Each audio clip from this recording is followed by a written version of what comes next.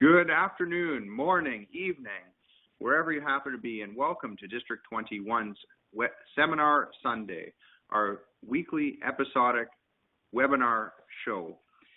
This week, we're covering effective emails and how we can offer better emails to those folks that we email. We have a co-presenter today, two presenters. The first presenter is Sean Gold, Distinguished Toastmaster, District 21 Director, and myself, Michael Bound, also Distinguished Toastmaster, Program Quality Director for District 21. We're glad to have you on the line live this evening. If you're joining by computer, you'll get the best experience as you'll be able to see the slides that we have, but if you're only able to join by phone, that's okay as well, as we will certainly spell out anything that we have on the screen to ensure that you're able to follow along with us. This evening, we are covering a number of important things, all related to effective email usage, of course. And the first thing that we're going to cover is making sure that we share best practices for sending emails, common and disastrous mistakes that we could potentially make, and understand why it's important to ensure that our emails are of high quality. But before we go too far, we want to hear from you. We want to make this fun and as interactive as we can. We've got a poll for you that we're going to put up on the screen. What is your email pet peeve? I'm going to start that now. If you're joining us on the computer, you'll be able to see that we are exactly tied, 25%. Oh, 20%. I suspect Sean was the other. No. I was not. I want to see what the other was. The choices are poor proofreading, replying no reading comprehension all the time, using all caps, requiring a delivery receipt, or other. And other came up in the chat. Thanks, Jim, for that. People with no reading comprehension. Absolutely, that's a big one for sure. Drives me nuts as well, actually. You know, Sean, there is a fault in this poll. We don't have all the above. It looks like, by the way, the numbers are increasing on. Yeah, they've increased for replying to all the time. All right. How nuts does that drive you when people are, constantly replying? You by the time you get home from wherever you're out to or whatever, you've got, 10 different emails of this chain, and it's a bunch of, okay, thank you, or what have you. Yeah, that's definitely annoying. But I really like Jim's idea, too. People with no reading comprehension. Yeah, I see that all the time. Present company included in that one, by the way. I'll just give myself credit for that. Okay, we're going to close this poll? We are going to close it. And okay. Why don't you take over from here? I'll take over for the first part. Thank you, Michael, for the introduction. Appreciate that. Okay, so I did some extensive analysis, looked to see what the best appropriate etiquette is for email at work in general, because we should use that also within Toastmasters for appropriate things, and found some 10 best practices. And I thought these were just delightful to find out about. So we're going to cover some of these, and then I'm going to pass it back to you, Michael, and you're going to cover some other ones that we picked up from a well-known and highly regarded source, which we'll talk about later. But first off, from this David Landry, he came up with these 10 best practices. The first one is regarding the subject line. Now, his comments are that the first step in a professional email or providing professional email etiquette is that you should title your email in such a way that the recipient immediately knows what the message is actually about. Well, go figure. For instance, if you're emailing to inform a colleague about a specific meeting, you can title your email something like info about budget meeting. Or if you're sending an email to inform a coworker about an impromptu meeting, you might entitle the email something like meeting in the conference room at 2 p.m. All in all, you want the title to get to the point right away.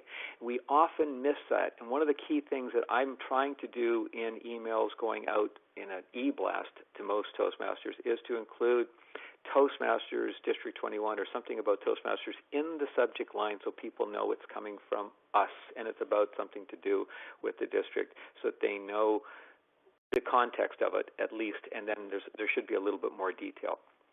So that's the way that I tend to start those off, and I think that that's appropriate. I'm not sure about you, Michael, what your thoughts are in that area, but I wanted to touch base with you and see what your thoughts are.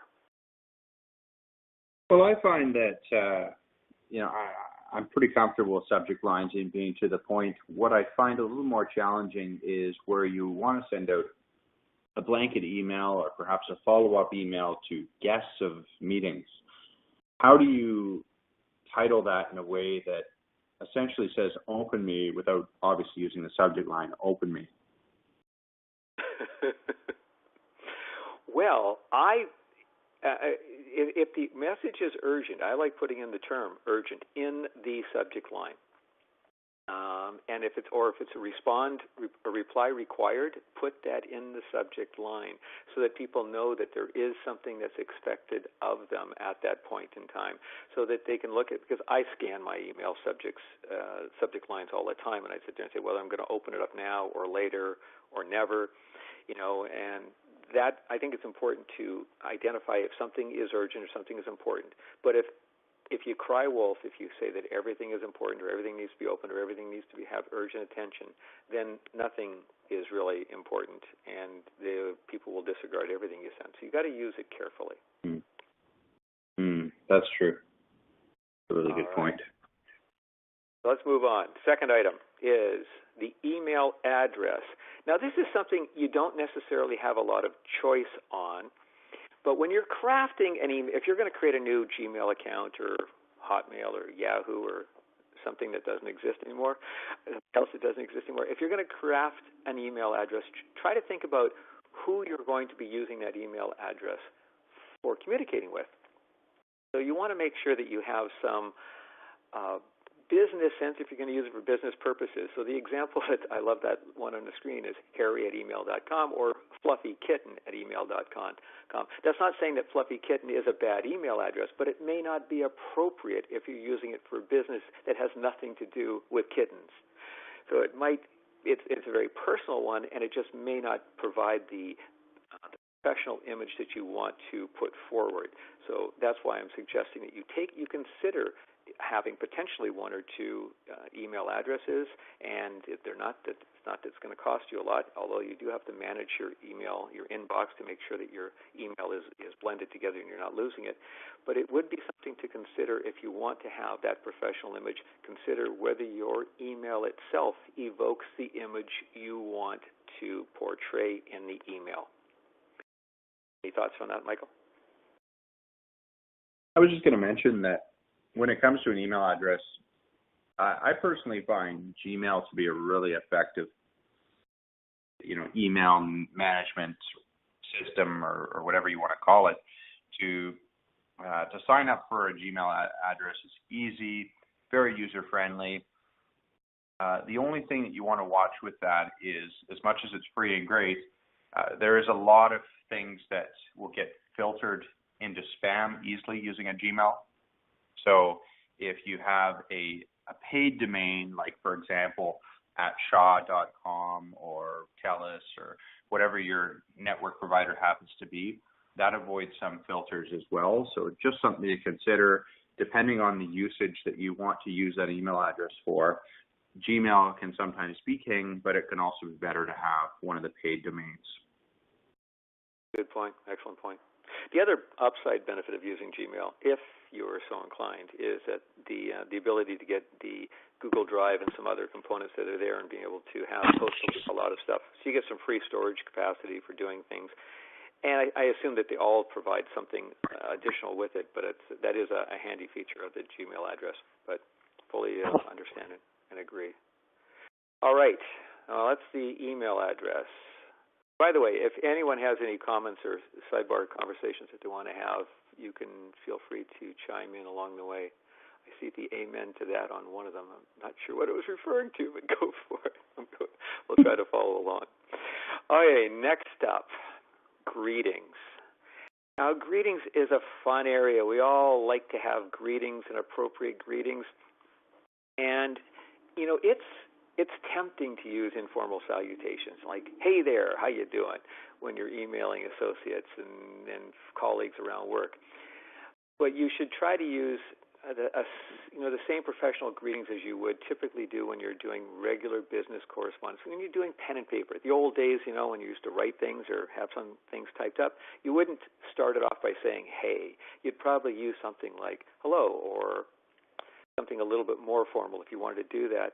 The intent here is just to make sure that greeting itself is appropriate for the message you want to have and for the image you want to portray. So from a business point of view, look at it, if this message is going out for business purposes, what is the right appropriate intro, a greeting? And it could be, dear sir or madam, it could be to whom it may concern. You should try to get the name of the person whenever possible rather than doing an anonymous one.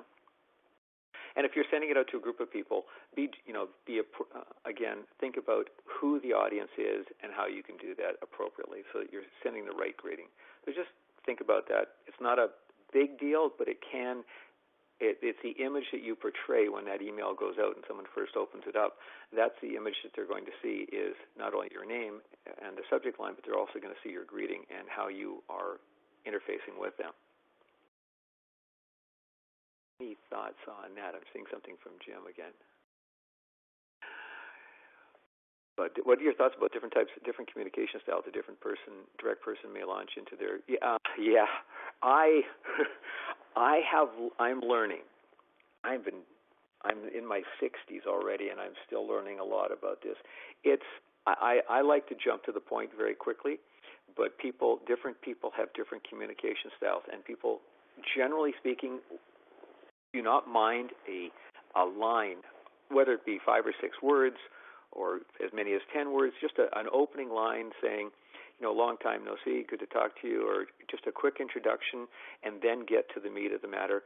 That doesn't offend people, even if they're strictly business and they want to focus on getting to the point, if it's one line. If you go into a long intro and, that's all social, sometimes people who are more business focused will look at that and say, get to the point. They don't want that. They want to know what is the message. Get to the point as soon as quick as possible.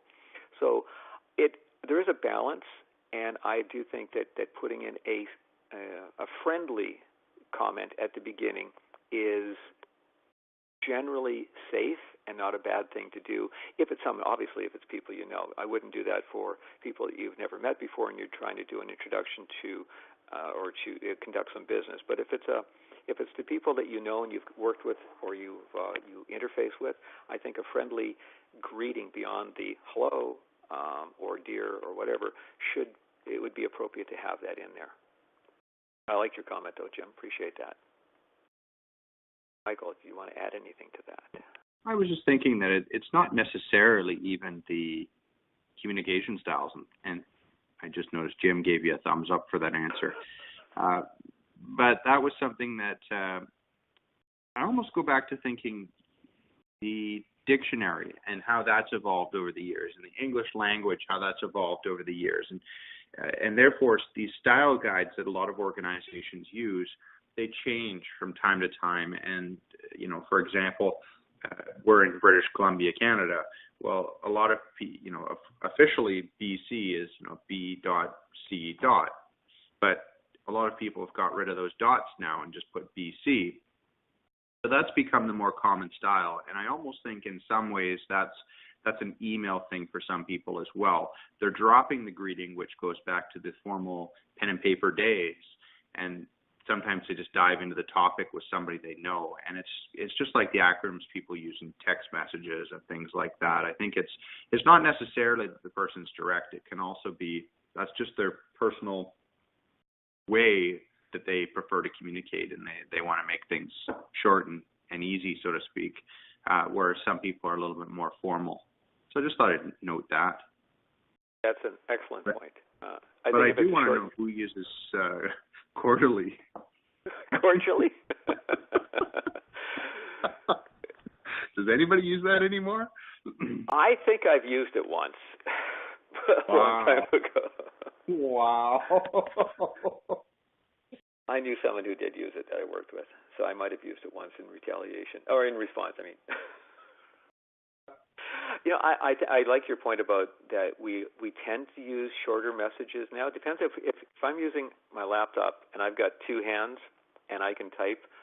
I can touch type, so I can be more verbose than I ought to be, than when I'm using a mobile device and I'm using one thumb for the most part. So I would I'm more willing to put in some of that extended greeting information. There we go. So it looks like that would work for inviting the Governor General of Canada. Great idea, by the way. We'll send her an email and ask her to join Seminar Sunday. Okay, we'll see how that works.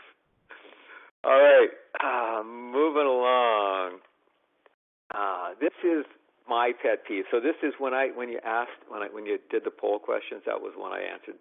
So I think I was the first one to say, do not reply all. This goes back to some nightmare horror stories, and this is when somebody sends out an email, and this happened in my company. It's happened about probably 4 memorable times, and they're memorable because they are so painful. And I've had to write a script that I have now as a default thing in Outlook, which is what the email application we use for work. And the way that works is that I have it so that if I see a subject line that's being repeated, I copy that quickly into this script and I run the script. I let it run, and it automatically takes everything with that subject line and deletes it. Just deletes it. Not even puts it in trash. Just deletes it. This is how frustrating this is. So you have somebody sends out an email to a group code, and the group code has 10,000 people in that group code. And what ends up happening, and I'm serious when I say 10,000 people in a group code, what ends up it can be as bad. It can be almost as bad when it's 1,000 people. When they send it out inadvertently by mistake. And what ends up happening is that somebody comes back and does a reply all to the group code and says, you sent this to me incorrectly. So now you've got 2 emails that have gone out to the 10,000 people in that group code have now got 20,000 messages incorrectly sent out. And then someone sees that coming in again and says, no, it doesn't belong to me either. And they do a reply all, or they even do a reply because the group code is the only thing they see. And so it's going out to another 10,000 people, and it goes on and on. And I've had my inbox fill up with 50 messages before I could actually activate the code and say, stop it. Like, stop it from coming into my computer. Just delete it at the server. So doing this reply all, while it's useful if you want to share information with a small group of people, make certain, absolutely certain, you're not using a group code, and you should think about, do the people that were in the original message need to see all of your responses, especially if you're getting frustrated about something and you get a little bit animated in your response. Hitting reply all is not necessarily the best thing. And I can tell you from a work point of view and a professionalism point of view, it will not do you any good. It only has downside on it. So please, seriously, consider not using a reply all, or consider before you use reply all whether it really is important to do. Anyway, that's my pet peeve. So I have to take a breath now because I vented a bit. Michael, do you have any comments or any experience on that reply all? My blood pressure is through the roof right now. I don't like that. When people reply all, it's like, really? Did you think that everybody needed to receive that? Oh, thanks. I'll be there, or whatever it happens to be. It's kind of just reply to the person that sent the email. And even that, is it really necessary? Sometimes it's not even necessary to reply, and people do it just for the sake of it. I know Jojo, our District 21 administration manager, sent out a notification of the District 21 business meeting coming up later this month, and she's received a lot of interesting replies. I'll be there. Her inbox has been filling up. So, and if you're just saying that, it's not necessary to reply. So that's probably my biggest pet peeve is the reply all being overutilized. Yeah. Okay, I'm feeling better now. Let's move on. Proofread. Now, this one you might see in the later half of the section as well, when we talk about some other people looking at best practices. sometimes people pay less attention to spelling and proper grammar when they're composing emails when they're writing than when they're actually writing letters.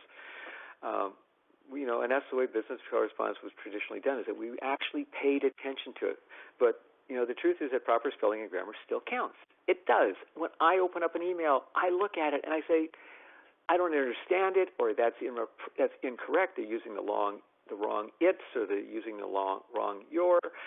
I look at those things and say, it's not quite correct. So I appreciate when people put the time in there a little bit. I slightly appreciate it, because I really don't appreciate it when they don't put the time in there and they're in such a hurry that they whip something off. The good news is that some of the mobile devices, I know that my iPhone automatically corrects a lot of that.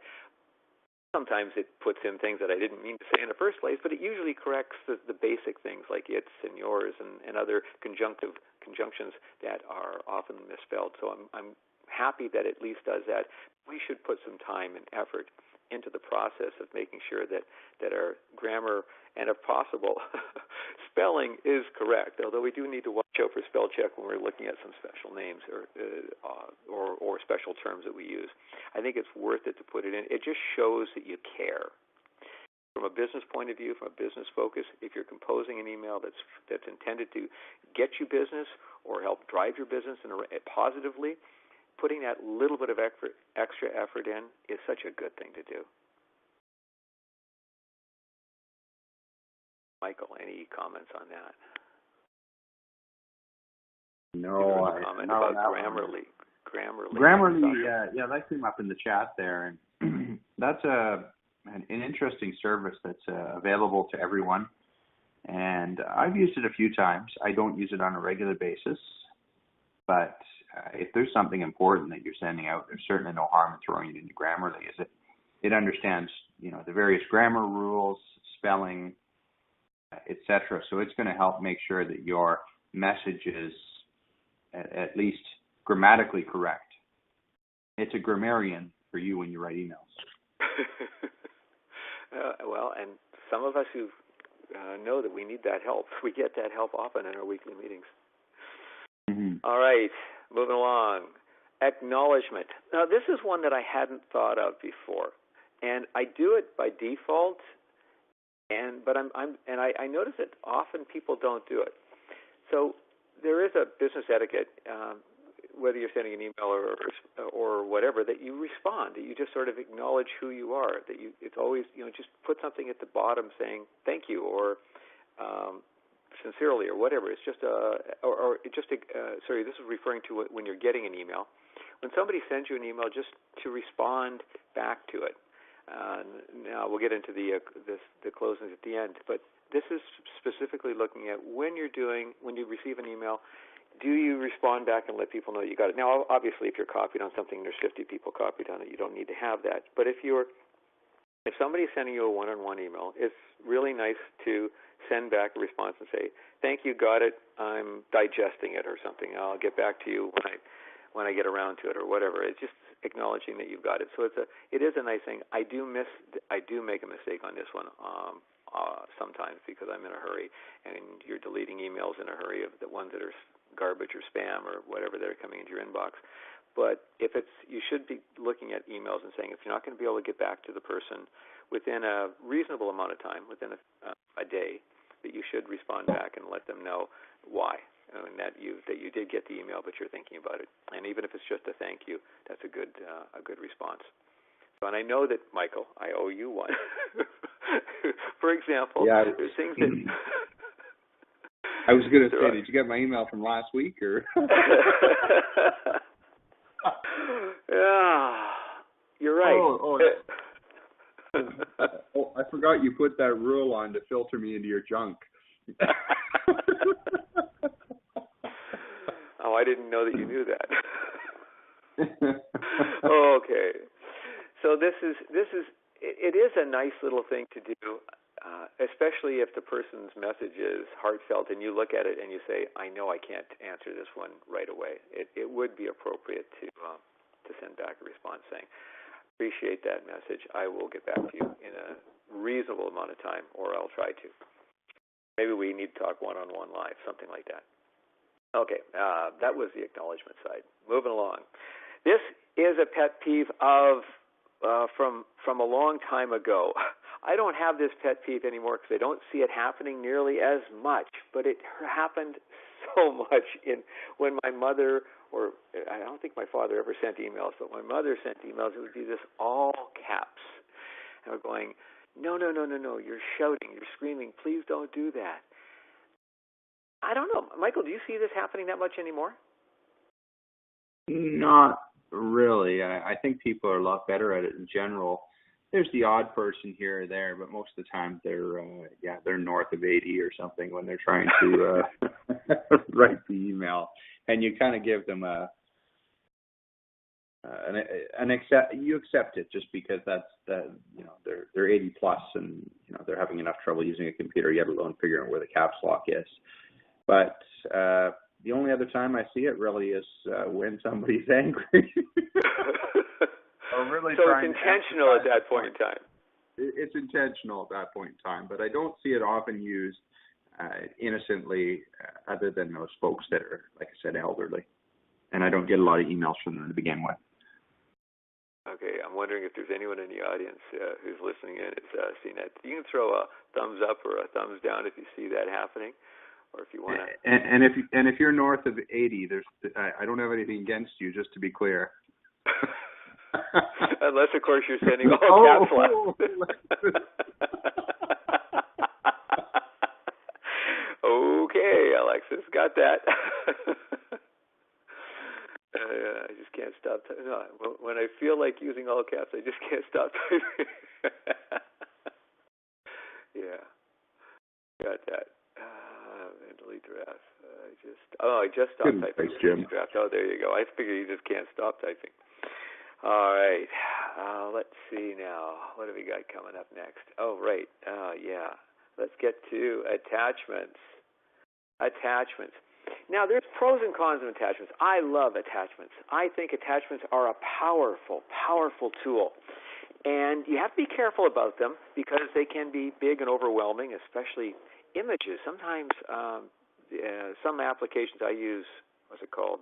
The Windows version of whatever. It's the free email client that when you go to attach photos, it tends to want to just build a photo gallery, and it gets all hosed up, and I don't care for that. But the big problem, and so there's sometimes you mess up the attachments and send things that are too large, and they bounce out of people's inbox because their email account won't accept them. But the bigger concern is when you intend to send an attachment and you forget. And this is probably the most common, and this happens to me more often than I would like to admit. So it's a matter of, it's like the proofread. Before you hit send, did you attach the attachment you intended?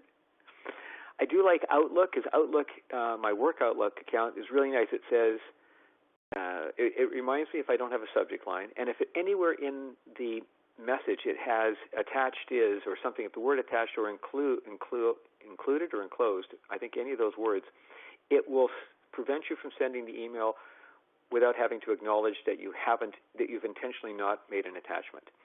So it's a really nice feature if you reference it. It doesn't happen in all email applications, so I do advise if you're, just do that proofread, and if you intend to send an attachment, make sure it's there. That's my it's not a big beef, but it's a little thing about that because I tend to make that mistake. I don't know, Michael, do you see similar issues or challenges with that? Biggest issue I always see is people forgetting to attach. There's one software though. I don't know if it's software or if it's an email provider. I know that actually tells you when you forget to attach. It says it gives you an error message, something along the lines of you've referred to an attachment in your email, nothing's attached. Do you want? It's Outlook. Okay. Yeah. Yes, thank you. I couldn't remember what it was. Well, I did mention it a minute ago, but that's okay. Well, I wasn't listening to you. I mean, sorry. Yeah. Outlook does a great job of that. I love that. Now, the other thing is that sometimes we send attachments, but we don't get confirmation from the people we're going to be sending them to that they are willing to accept the attachment. So you should, if you're going to send a big attachment, if it's big, if it's more than 5 megabyte or bigger, you should zip it up if you can in a zip file. that will make it smaller. Sometimes you can't zip it much smaller, so it doesn't get any real significant compression. So the other thing is to just check with the person that they can let them know, saying, I'm going to be sending you a big file. And if they say, no, don't do it, I can't accept it, then you may have to look at other things you can do. But, yeah, email attachments, you just be careful with them. Okay, now, here's another mistake, and I have to admit this one as well. And it's happened, I was sending an email yesterday. I was online using AnyMeeting, composing some stuff, and I was sending out an email. And one of the people on the email was the person who was in the meeting with me, and so he could see what I was typing, and I was sending it to him. That's our finance manager, Mark Harrell. And I typed in Mark, and it came up with a different last name, and I just sort of glossed over it. And I was building up the emails, and he said, that's not me. And I looked at it and said, oh, you're right. Now, that happens often, and I have to be really careful from a work point of view to make sure that I don't send internal emails to a customer. And I have to admit that it's happened, and it's embarrassing, and it can be politically, or it can be job inhibiting or career limiting. When you do things like that, you really need to make sure that you've got the appropriate address of the person you want. So you got the right person, first of all, and that you're using their correct address. Because sometimes we hang on to old addresses, or they come back into our address listing of people of their addresses that they're no longer being used, they're no longer using. So do check the address, make sure it's the right person and it is the correct email address that they intended, especially when you start to type in the message and it gives you more than one option for the email address. Take a look at it carefully and make sure it's correct. I don't know, Michael, have you had any incidents of similar nature? Yeah. Well, I work for the provincial government, and one of the challenges we have, of course, is our email directory is government-wide. So if you get somebody by the name of John Smith you're trying to email, you have to double and triple check it, because what happens is you'll have, John Smith at Ministry of Environment, Education, Forestry. Half the ministries are going to have a John Smith, and therefore there'll be 10 different ones in the book, in the address book. So you have to be really careful when you select that. And I suspect there's other workplaces like that where you've got multiple of the same people, because we had a situation like that a while back where we kept accidentally sending emails to this wrong person. And luckily it wasn't anything too secretive or anything like that, but it was still like, oops, what if it was, right? You have to be extra careful. Mm-hmm. Okay, moving along. Okay, last thing, and I know I've used up more than my time, so I'll sign off with this one. With a sign-off, you should have a sign-off. You should sign off. This is what I was thinking of earlier when I was looking about the acknowledgement. Always sign your emails. If nothing else, you can put in just your name. I like to put in I have this default signature file that goes in there, but you should also have a little greeting or a little sign-off word in advance of that. So it's cheers, thank you, looking forward to your response, thanks in advance, just something nice to put in there just to make sure that they say, this is the end of my email, so it's the end. Because sometimes they run together, especially when you're using things like Gmail. It streams them all together, and you can actually have a whole, or you have an email chain, and we'll get into email chains later. But you get into these things which starts confusing. Where is one end and the other one begin? So it's a nice little thing. Plus it says, I want you to know who this was and how to get a hold of me in case you need to get a hold of me. So that's the only thing I have there. The only thing with that one there, Sean, is having an image can sometimes be a bit of a challenge, because what happens then is some recipients see an attachment to every email you send just because of that image. Is there any ways to avoid that? I don't know. You can do a text image, which is going back to the good old days when you actually built images out of text characters. But I don't know if there's a way. It's always going to be an attachment, I think. As the images can be tiny URLs to an image served. That's what this one is, by the way. The one I use there, the Toastmasters one, is an HTML. It's an HTML file that pulls in an image, but it pulls it in from my server, I think, is what happens, or from my computer. So Jim's got some pretty good advice there. All right. That's my set of slides. I'm going to pass it over to you, Michael. I know we talked about doing a poll, but I'm watching the time, so maybe we'll just jump on through. Yeah.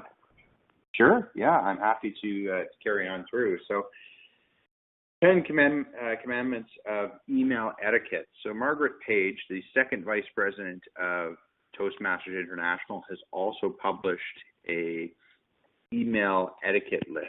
She's an etiquette specialist. That's one of her roles outside the Toastmasters world. So she is certainly someone that carries some expertise in this subject. We do have some overlap in her 10, but what I'm going to do is I'm going to go through the ones that don't overlap a little deeper, and then the ones that happen to overlap we'll just kind of skim over relatively high level. So the first thing that Margaret added in was the importance of facts. The emails that you send out should be conveying ideas and factual or logistical information, not emotions. How often do you see an email where somebody's getting really riled up, ruffled under their feathers, and they're painting a picture of pure emotion through that email?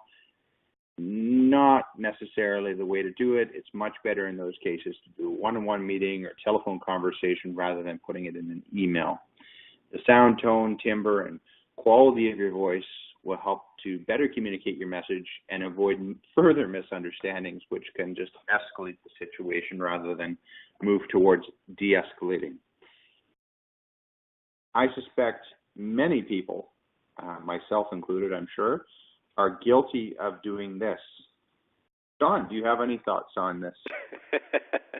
Yeah, I've been the recipient of some of those, and I've crafted some of those myself.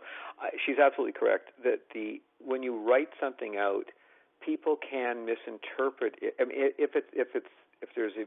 even if there isn't intended emotion in it, there could be. Just the words themselves. You have to be careful to make sure the message is not misinterpreted, and if you do have a specific interpretation you want, you have to make sure that message is getting across the way you want. So, yes, I think you should be very careful about putting in emotions, and you should be very careful about even putting in facts, how you word it, so that if there's a lot of subjectivity in it, it can come across as being an emotion or an opinion beyond just a fact.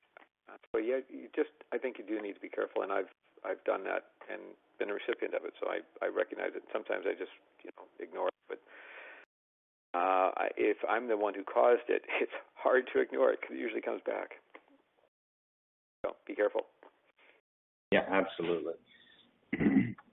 The second thing that she listed in that list of 10 was subject, going back to the subject lines and the importance of making sure that it's an accurate description of what the recipients can expect in the body of the email. Like you should know what you're opening before you open it, because that helps as well, to me at least, in prioritization of whatever I've got on my plate. I mean, if I got 10 emails all at the same time, I need to decide which ones I should be tackling first. And if you send something along, I'm not going to know how to read that and prioritize that in my list of what I should order or read in which order, rather. And that's not necessarily the way we should operate. I mean, the reality is you can't just go first in, first out. You, in a business world and in our busy lives nowadays, we have to find ways to deal with the most important items first, and then the subsequent items. So by adding in what your topic matter is, it lets the recipient know how quickly should they dive into it. And I mean, Sean, you're District 21 director. I feel like you probably get a couple of emails from time to time, and it may help if people give an accurate description of what their topic is in the emails to you. Absolutely. Would you agree with that? It determines whether I'm going to read it or delete it or file it. That's something, because sometimes, especially if there's been a lot of dialogue on something, keeping the same subject line in there will maybe force me to open up, but I can get lost in who's responding to what just because of the volume of responses. And that, I just think it's important that especially if you are responding to something and you have something different to say, first of all, if you're responding to a chain, please make sure you don't change the subject line, because that way it stays in sequence or it stays in the system. But if it's something different and you're just using that as a reference, you should actually change the subject line so that it's no longer tied into that chain and it stands out, so you'll respond to it. Otherwise, it could just get glossed into an overall list of emails or chain of emails that you're filing away at this point in time. It is really nice when people reply with the same subject as well. There's been times where I've sent an email to someone and they reply in a whole new email and with a different subject, and that can get a little bit confusing when you're getting a vast quantity of emails in a particular day. Makes it hard to keep up with what was the original thing I sent. Well, you know what? And I do that sometimes if, and the reason why I do that, and it's probably a bad practice to do that, if somebody sends me an email and it references some piece of information that they're looking for, and I have the information in another email, I'll send them the other email referencing the first one, but it has the original email subject line rather than putting in the current email chain subject line. So now you have potentially two chains that are different email subject headers, subject lines that are talking about the same thing. Right? That could be confusing. Absolutely. Addresses. To address the correct person is imperative as well, because when I get an email, if you're sending it to 10 different people, I want to know who you're sending it to. And oftentimes people will use the CC box for those that they're just trying to copy and keep in the loop, and the two, directed at the person that they're trying to send the message to. But there's oftentimes as well where I see, you've got 3 or 4 names in the two. Well, who is this message for? Is it for all of us? Is it for just me? Is it for, just the other person that's in the two?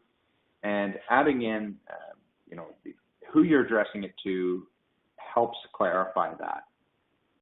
And I encourage everyone, try to put that in. I know that, we talked about this just a little earlier, that some people are going more informal now and more or less just using here's the meat and potatoes of whatever I'm trying to send and go forward.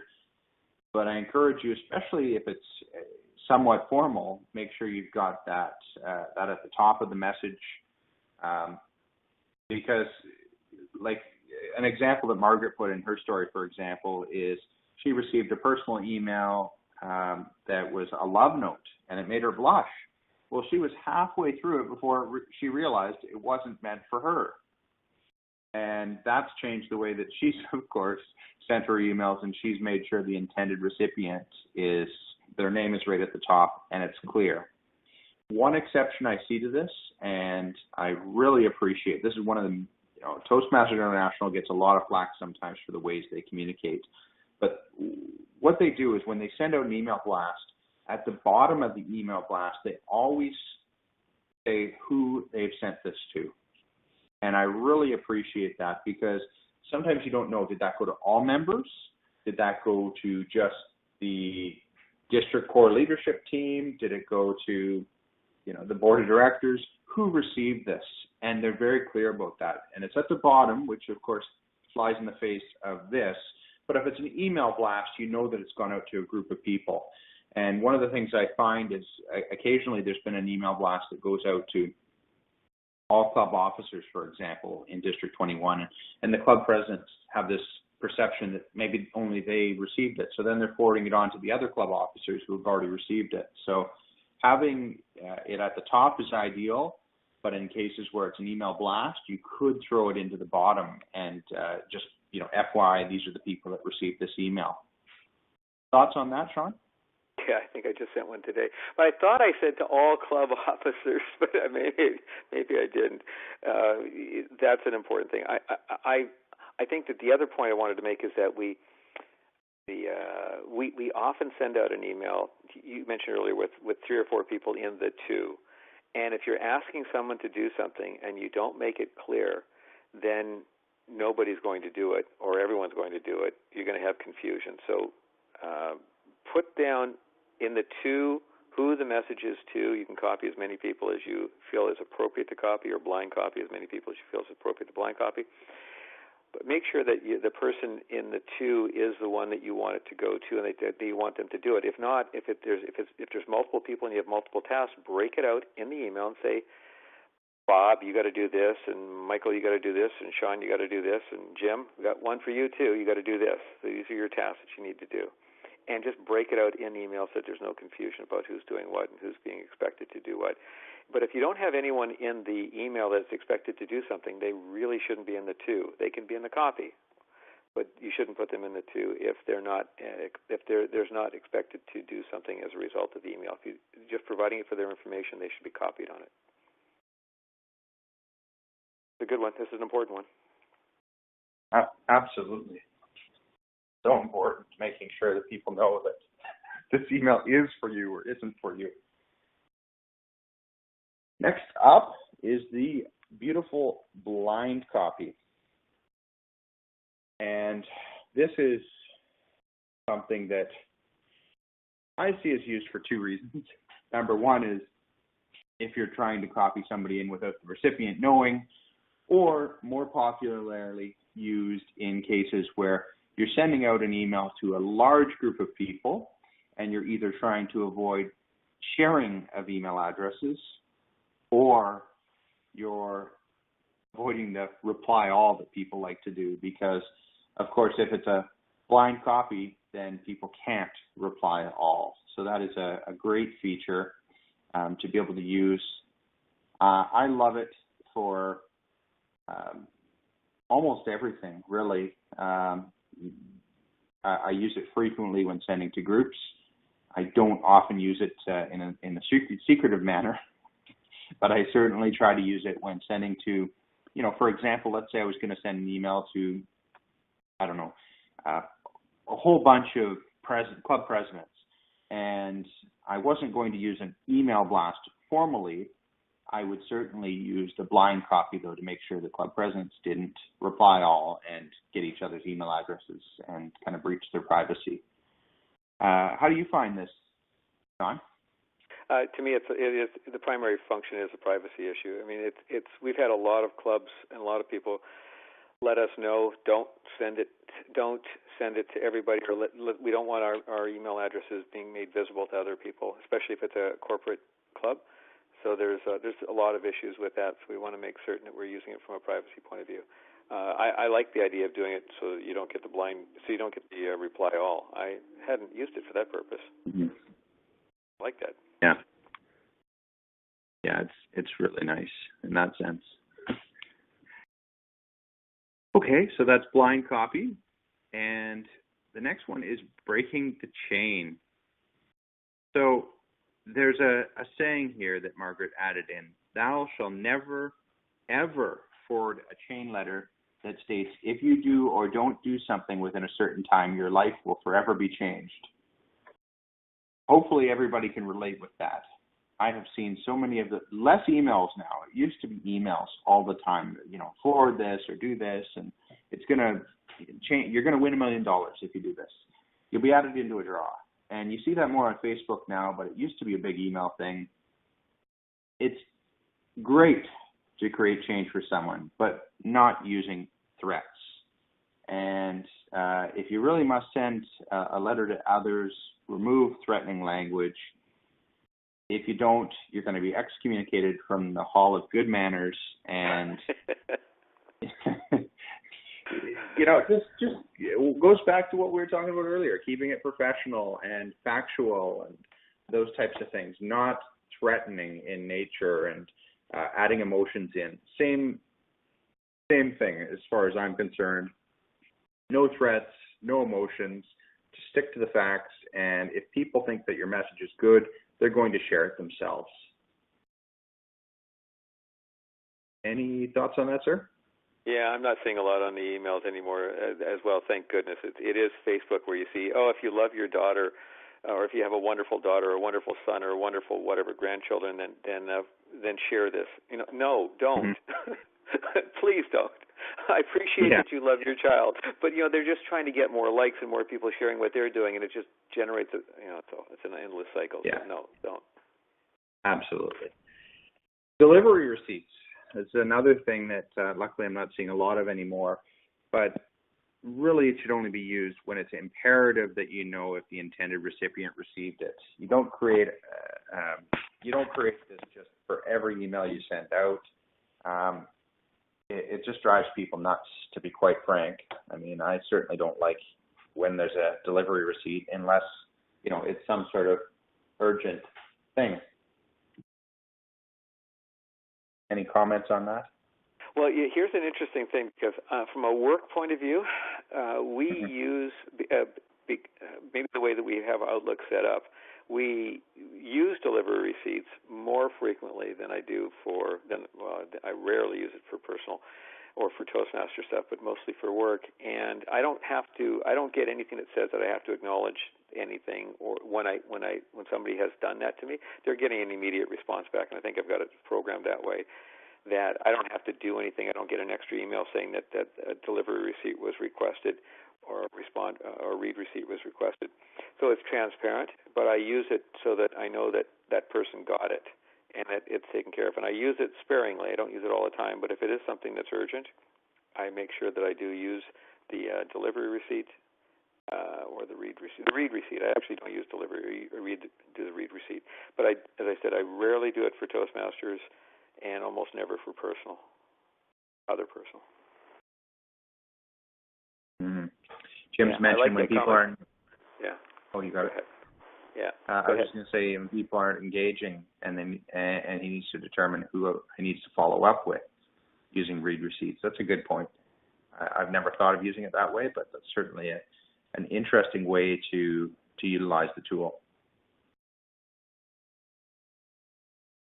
All right. Grammar check. We've touched on this already, the importance of using it, so consider using something along the lines of Grammarly or any of the other online tools that are available to help ensure that your grammar and punctuation are up to snuff when it comes to your email. It is so critical, particularly if it's a professional letter that you're trying to send. I mean, if you're sending some sort of sales pitch, for example, and there's a bunch of typos, they're probably not going to have a lot of confidence in your company or, in the Toastmasters case, in your club. And that's not a good thing, of course, if you lose that trust. And the next one I like a lot. Be present. Oh, that goes for so many things nowadays. How often are we distracted by technology and all the other things we have going on in our lives? I mean, everyone seems to have their phone glued to their hand and can't go anywhere without their phone. So this goes in a sense, though, for emails too, being present, though. And you shouldn't close an email that has some heartfelt words that show that the sender is fully present. So don't just rely on your automated signature to close your email. Let your recipient know that indeed a real person is sending them a message. And I think that's so important. Instead of, just putting your content in and just, boom, you've got your automatic signature and sending, by personalizing it a little bit and, even putting in sincerely every now and then or something along those lines to indicate that you're a human being and you have an interest in the person that's receiving the email is absolutely critical. Any other thoughts on being present? No, I think you're absolutely right. It is the appropriate thing to do. Yeah, I like to humanize things where possible. Some people believe I'm human. You're not a robot. Proofreading. Yeah, that's right. I'm a robot. Proofreading. This goes right back to what we were talking about earlier, the importance of double checking our grammar, our spelling, everything for accuracy. Email address, that's another one. Part of the proofreading process, in my opinion, making sure that everything is accurate before you hit send that one last time. And then responding, which once again goes into what we talked about earlier, the importance of responding within 24 hours is really ideal. I mean, this day and age, we have this expectation of responses immediate. 24 hours is even considered a long turnaround time. So make sure that you send some sort of acknowledgement within that 24-hour period. It doesn't have to be a full response. Just like you said earlier, Sean, it can be a response that just says, hey, I'm looking into this. It's going to take me 2 or 3 more days. Sorry about that. Thanks for your patience. Something along those lines. Just to let people know that you have received the message they've taken the time to craft, and you are going to look into it, because that allows them to, not worry about, did Sean get that email? Is he ignoring me? Worse yet, some people may think, oh boy, last time I talked to him, he seemed a little emotional. Maybe it's an emotional thing. No, it's just, we're all busy. We live in a very busy world with high expectations on turnaround time. That's one of the downsides of going from letters to emails. With a letter, obviously there was no 24-hour turnaround. But with email, because it's instantaneous and everybody's glued to their devices, it is essentially an instant response that we're all expecting. I know I get upset at work when people haven't responded in like an hour. What's wrong with you? You're getting paid to work right now. Respond. So that is the importance of a response. And like I said, can be even a little bit, doesn't have to be right away, that hour like I'm suggesting. 24 hours is perfectly acceptable for regular day-to-day email. Now, we've spit a lot of information at you, and I want to hear, what are you going to change as a result of this, if anything? Put a poll up. Let's see how everyone votes now. Okay, so I think the results are in, it's fair to say. For proofreading had 1 vote. Replying to all the time had 2 votes. Nobody plans to stop using all caps. Hopefully that's because nobody is using all caps. Requiring a delivery receipt, that's nobody. But there's 4 people that have other, and 2 of them I've noticed is acknowledging receipt. So thank you for sharing, and hopefully this has helped with changing your views on emails. And we have run out of time for this webinar, but I do want to highlight the fact next couple of weeks we have some interesting things coming up. We've got the district budget next week. We're going to discuss the district budget. That will be sent out shortly before the meeting to all presidents and vice presidents of education of clubs in District 21. So please come, feel free to ask questions. It's going to be a little more casual, an opportunity to find out what we plan to spend money on in this program year. 2 weeks from now, we'll have our district executive committee meeting for the district core leadership team, division and area directors. And then 3 weeks from today, we have the district council meeting where we'll vote on things like the budget approval, appointed club officers, and so much more. We welcome you to attend next week's session and the following sessions as well. Please go to the d21toastmasters.org website to register. And if you have any questions, always feel free to reach out to us. We're here to support and provide information. Thanks for attending, and have yourself a great evening or day.